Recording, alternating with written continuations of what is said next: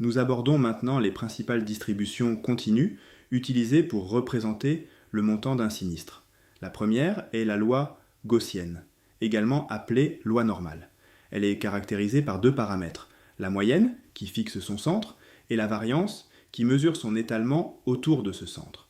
Sa densité est symétrique, en forme de cloche, et décroît rapidement lorsque l'on s'éloigne de la moyenne. La moyenne correspond au montant attendu, tandis que l'écart type donne l'échelle habituelle des fluctuations. Une grande variance produit une courbe plus étalée et rend plus probables les observations éloignées du centre.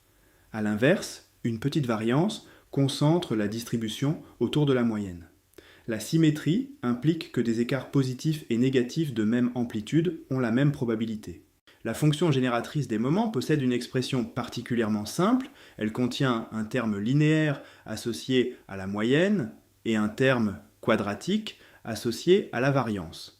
Cette structure permet de retrouver immédiatement les deux premiers moments en dérivant la fonction au voisinage de 0. Elle explique également la grande stabilité analytique de la loi normale. Cependant, la loi normale présente une limite importante pour la modélisation d'un montant de sinistre individuel. Elle attribue une probabilité positive à des valeurs négatives. Cette propriété est incompatible avec un coût qui doit être positif. Elle peut rester acceptable lorsque la moyenne est très grande devant l'écart type, car la probabilité de valeur négative devient alors négligeable, mais elle n'est généralement pas le premier choix pour des sévérités individuelles. Son rôle est en revanche central pour les montants agrégés. Lorsqu'un portefeuille additionne un grand nombre de sinistres indépendants, aucun ne dominant à lui seul, le total, le théorème central limite conduit souvent à une approximation normale. La loi gaussienne constitue donc davantage une distribution d'approximation, pour le coût global, qu'une loi structurelle des sinistres individuels. Enfin, sa queue décroît rapidement. Tous ces moments polynomiaux et exponentiels existent. Elles représentent donc des risques à queue fine et attribuent une probabilité très faible aux sinistres extrêmement grands. Pour des branches exposées à des pertes sévères, cette décroissance peut être trop rapide et conduire à sous-estimer les quantiles élevés ou les besoins de réassurance. Une propriété fondamentale de la loi normale est sa stabilité par addition. Si deux variables normales sont indépendantes, leur somme est encore normale. La moyenne de la somme est la somme des moyennes, et sa variance est la somme des variances. Cette propriété s'étend immédiatement à un nombre quelconque de variables indépendantes. L'addition des moyennes est une conséquence générale de la linéarité de l'espérance.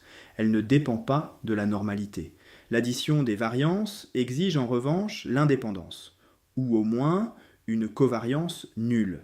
Sans indépendance, il faut ajouter un terme de covariance, et la variance du total peut être supérieure ou inférieure à la somme des variances individuelles selon le signe de la dépendance. L'intuition de la preuve donnée sur le slide utilise la fonction génératrice des moments. Pour des variables indépendantes, la fonction génératrice de la somme est le produit des fonctions génératrices individuelles. Or, chacune des fonctions normales possède la même structure, un terme exponentiel linéaire pour la moyenne et un terme quadratique pour la variance.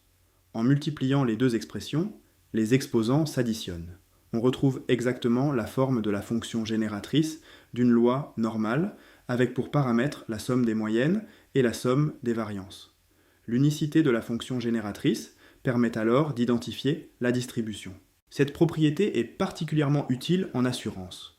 Si plusieurs composantes de coûts peuvent être approximées par des lois normales indépendantes, leur agrégation ne nécessite aucun calcul de convolution compliqué. Il suffit d'additionner les paramètres. On obtient directement une approximation du coût total de ces quantiles et de certaines probabilités de dépassement. Il faut néanmoins rester prudent. D'une part, les sinistres d'un portefeuille ne sont pas toujours indépendants. Les catastrophes naturelles, l'inflation ou les changements de jurisprudence peuvent affecter simultanément de nombreux contrats.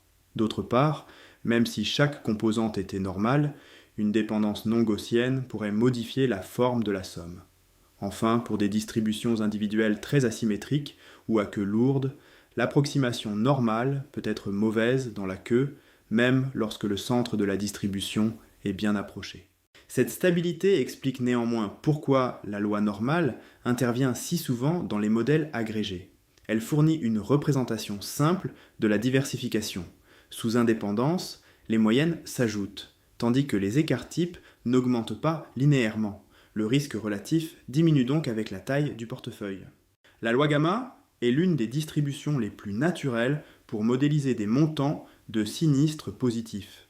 Elle dépend d'un paramètre de forme, noté alpha, et d'un paramètre de taux, noté lambda. Le premier contrôle l'allure générale de la densité, le second fixe l'échelle des montants. Lorsque le paramètre de forme est inférieur à 1, la densité est très élevée, près de 0, puis décroît. Lorsque ce paramètre vaut 1, on retrouve la loi exponentielle. Lorsqu'il est supérieur à 1, la densité part de 0, augmente jusqu'à un mode positif, puis décroît. Cette flexibilité permet de représenter différents profils de sévérité, tout en conservant un support strictement positif. La moyenne augmente avec le paramètre de forme et diminue avec le taux. La variance suit la même logique, mais elle diminue plus rapidement lorsque le taux augmente.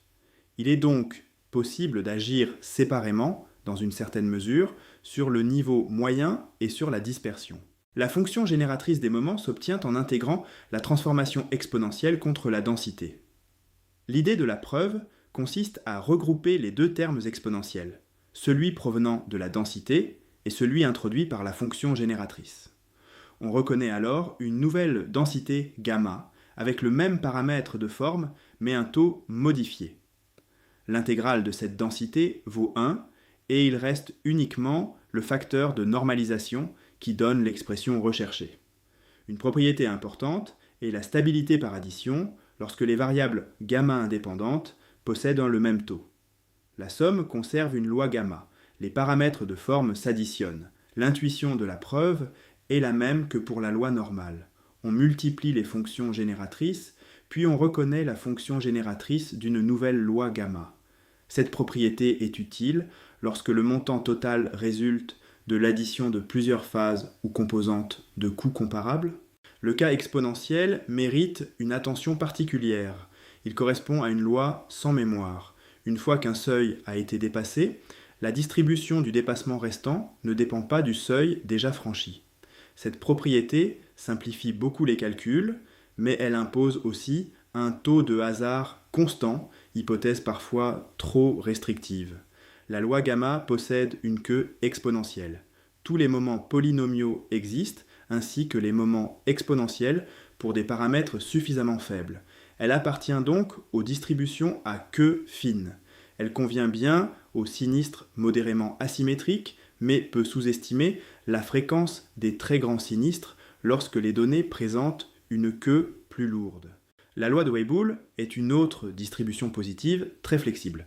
Elle dépend d'un paramètre d'échelle et d'un paramètre de forme noté gamma. Sa fonction de survie, c'est-à-dire la probabilité qu'un sinistre dépasse un niveau donné, possède une expression simple fondée sur une puissance du seuil. Cette forme permet de lire directement la vitesse de décroissance de la queue.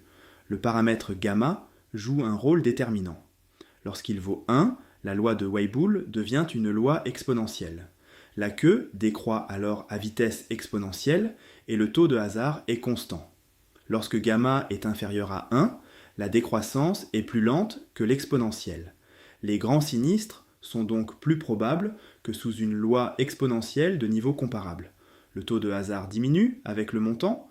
Avoir déjà atteint un niveau élevé ne rend pas le dépassement suivant moins probable de la même manière que dans le cas exponentiel. Dans ce régime, tous les moments polynomiaux existent. La moyenne, la variance et les moments d'ordre supérieur sont finis.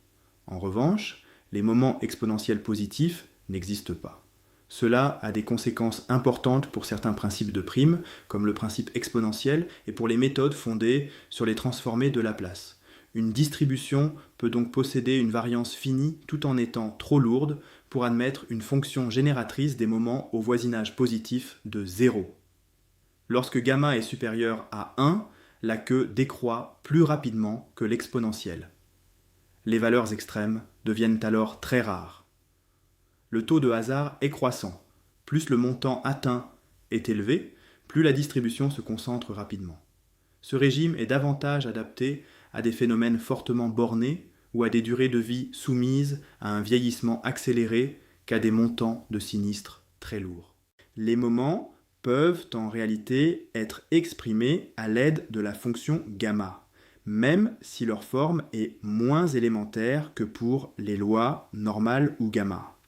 L'intuition du calcul consiste à effectuer un changement de variable transformant la puissance du montant en une variable exponentielle.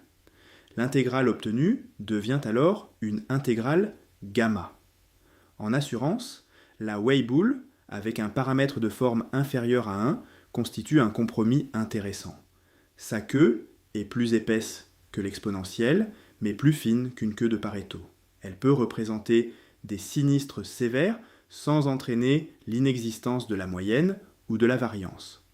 Le choix du paramètre de forme est donc essentiel, car il détermine directement le comportement des quantiles élevés et des primes de réassurance en excédent de sinistre. La loi de Pareto est la distribution classique des risques à queue lourde. Elle est particulièrement adaptée aux sinistres dont les valeurs extrêmes restent non négligeables. Grandes pertes industrielles, responsabilité civile sévère, catastrophes ou très grands frais médicaux.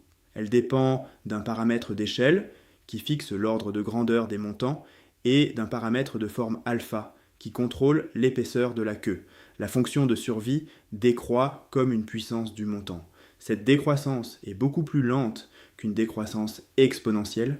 Par conséquent, même pour des seuils très élevés, la probabilité de dépassement peut rester significative. C'est précisément cette propriété qui rend la loi de Pareto utile en assurance, mais aussi exigeante en matière de capital et de réassurance. Le paramètre alpha détermine l'existence des moments. Un moment d'ordre donné n'existe que si alpha est strictement supérieur à cet ordre. Ainsi, la moyenne n'est finie que lorsque alpha dépasse 1. La variance n'est finie que lorsqu'alpha dépasse 2. Pour un paramètre compris entre 1 et 2, le coût moyen est bien défini, mais la variance est infinie. Dans ce cas, les méthodes fondées sur l'écart type, la variance ou l'approximation normale deviennent inadaptées. L'intuition de la preuve repose sur le comportement de l'intégrale dans la queue. Pour calculer un moment d'ordre k, on multiplie la densité par une puissance k du montant. À grande distance, l'intégrande se comporte comme une puissance dont l'exposant dépend de la différence entre alpha et k. L'intégrale converge uniquement lorsque la décroissance imposée par alpha est suffisamment forte pour compenser la puissance introduite par le moment. La moyenne, lorsqu'elle existe, augmente avec le paramètre d'échelle et devient très grande lorsque le paramètre de forme se rapproche de 1. La variance devient elle aussi très élevée lorsque le paramètre approche 2 par valeur supérieure. Cette sensibilité montre que l'estimation du paramètre de queue est cruciale. Une petite erreur peut entraîner une forte variation des besoins de capital. La loi de Pareto n'admet aucun moment exponentiel positif. Les principes exponentiels peuvent donc produire une prime infinie. En revanche, elle est particulièrement naturelle pour l'étude des quantiles extrêmes, des excédents de seuil et de la réassurance stop-loss. Sur le plan pratique, la Pareto modélise rarement correctement l'ensemble de la distribution, notamment les petits sinistres. Elle est souvent utilisée uniquement au-delà d'un seuil élevé, tandis qu'une autre loi décrit le corps de la distribution. Cette combinaison reflète l'idée qu'un modèle de queue doit avant tout reproduire les événements sévères qui déterminent le risque de ruine. La loi log normale est obtenue en prenant l'exponentielle d'une variable normale. Autrement dit, le logarithme du montant du sinistre suit une loi gaussienne. Cette construction garantit que le montant est strictement positif et produit une distribution asymétrique avec une longue queue à droite. Les deux paramètres sont ceux de la variable normale sous-jacente. Le premier détermine le niveau central du logarithme des sinistres. Le second mesure sa dispersion. Leur interprétation directe sur l'échelle monétaire demande de la prudence. Le premier paramètre n'est pas la moyenne du montant et le second n'est pas sa variance. En passant de l'échelle logarithmique à l'échelle initiale, l'exponentielle amplifie fortement les grandes valeurs. La densité augmente d'abord à partir de 0, atteint un mode, puis décroît lentement. Elle convient bien à des phénomènes issus de l'accumulation de nombreux facteurs multiplicatifs. Par exemple, un coût peut résulter du produit de l'intensité du dommage, du prix unitaire des réparations, de la durée d'indemnisation et de plusieurs facteurs économiques. Lorsque les logarithmes de ces facteurs s'additionnent approximativement, une loi normale sur l'échelle logarithmique devient plausible. Les moments polynomiaux sont faciles à calculer. Pour obtenir un moment d'ordre quelconque, on élève le montant à cet ordre, ce qui revient à multiplier la variable normale sous-jacente avant de prendre son exponentielle. On utilise alors directement la fonction génératrice de la loi normale. Tous les moments polynomiaux existent et possèdent une expression explicite. En revanche, la loi log normale n'admet pas de moment exponentiel positif. Sa queue est plus lourde que toute queue exponentielle, même si elle est plus fine qu'une queue de Pareto au sens régulier. Cette combinaison est importante. La moyenne et la variance sont finies, mais certaines méthodes utilisant la fonction génératrice des moments ne sont pas applicables. La log normale peut présenter une très forte asymétrie lorsque le paramètre de dispersion est élevé. Sa moyenne est alors largement supérieure à sa médiane, et une part importante du coût total peut provenir d'un petit nombre de sinistres. Elle est donc fréquemment utilisée pour modéliser des montants individuels en assurance non-vie. Il faut toutefois vérifier son adéquation dans l'extrême que une log normale peut reproduire des données fortement asymétriques sur une large plage, mais elle peut sous-estimer ou surestimer les plus grands sinistres selon le portefeuille. Comme pour la Pareto, le choix du modèle doit être guidé par les objectifs. Estimation de la moyenne, calcul d'un quantile élevé, tarification d'un excédent de sinistre ou mesure du risque de ruine.